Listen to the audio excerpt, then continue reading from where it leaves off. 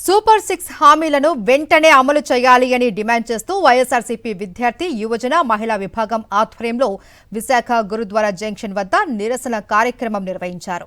ఎన్నికలకు ముందు మాయమాటలు చెప్పి అధికారంలోకి వచ్చిన చంద్రబాబు ఎన్నికల తర్వాత ప్రజలను మోసం చేశారు అన్నారు. ఇచ్చిన ఏ ఒక్క హామీని కూటమి ప్రభుత్వం అమలు చేయలేదు అని మండిపడ్డారు. హామీలను అమలు చేయలేక ఎల్లో మీడియాలో సంక్షేమ పథకాలపై తప్పుడు వార్తలు రాయిస్తూ ఉన్నారని మండిపడ్డారు. చంద్రబాబు అధికారంలోకి వచ్చిన తర్వాత చేసిన 3 లక్షల కోట్లు ఏం చేశారో ప్రజలకు సమాధానం చెప్పాలి అని డిమాండ్ చేశారు వైఎస్ఆర్సీపీ నేతలు. అనేకమైనటువంటి హామీలు ఇచ్చారు, ఆచరణ సాధ్యం కాని హామీలు ఇచ్చారు, కళ్ళబొల్లి మాటలు చెప్పారు, ప్రజలను నమ్మించారు. అధికారంలోకి వచ్చిన తర్వాత అవన్నీ తుస్సని గాలికి ఎగిరిపోయినటువంటి పరిస్థితి ఈ రోజు రాష్ట్రంలో కనిపిస్తూ ఉంది. అనేకమైనటువంటి హామీలు ఇచ్చారు ఈ రోజు ప్రజలకి. ఏ ఒక్కటి కూడా అమలు చేసేటువంటి పరిస్థితి లేదు. అమ్మఒడికి ఏదో పేరు మార్చి తల్లికి వందనం అన్నారు, దాన్ని వేసేటువంటి పరిస్థితి లేదు. అలాగే నిరుద్యోగ భృతి అన్నారు, నిరుద్యోగ భృతి లేదు. రైతులకి భరోసా అన్నారు.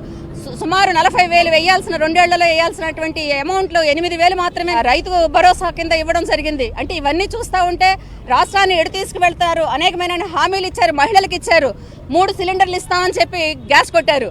మరి ఈరోజు ఆ 3 సిలిండర్లో 1 సిలిండర్ ఇచ్చేటువంటి పరిస్థితి లేదు. ఆరోగ్యశ్రీ అయితే పూర్తిగా చెట్టెక్కేసింది. 8 నెలల వాయిదాలు ఇవ్వాల్సినటువంటి విద్యా దీవెన ఇచ్చేటువంటి పరిస్థితి ఈరోజు లేదు పూర్తిగాను. అంటే ఇవన్నీ చూసి ఈరోజు మీరు ఏం చేస్తున్నారు? పేదలకు ఇచ్చిన హామీలన్నీ కూడా ఈరోజు అమలు చేయకుండా సూపర్ 6లు అన్నారు, సూపర్ 7లు అన్నారు. ఏ ఒక్కటి కూడా అమలు అవుతున్నటువంటి పరిస్థితి ఈరోజు రాష్ట్రంలో లేదు.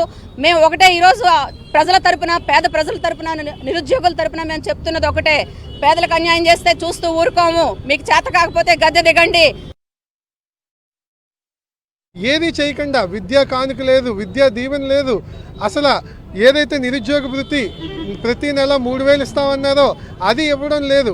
అంటే మీరు గవర్నమెంట్లోకి రావడానికి మొత్తం ఇష్టం వచ్చిన హామీలన్నీ చెప్పి జగన్మోహన్ రెడ్డి గారు అలాగ అబద్ధపు మాటలు చెప్పలేదు కాబట్టి ఈరోజు మేము ఇలా ఉన్నాం. మీరు ఇష్టం వచ్చినన్ని మాటలు చెప్పి ఈరోజు గవర్నమెంట్లోకి వచ్చి ఇలాంటి వార్తలు రాయించి మీరు తీసుకున్నప్పుడు ఏం చేస్తున్నారో తెలియట్లేదు. ఎవరి జోబుల్లోకి వెళ్తున్నాయో.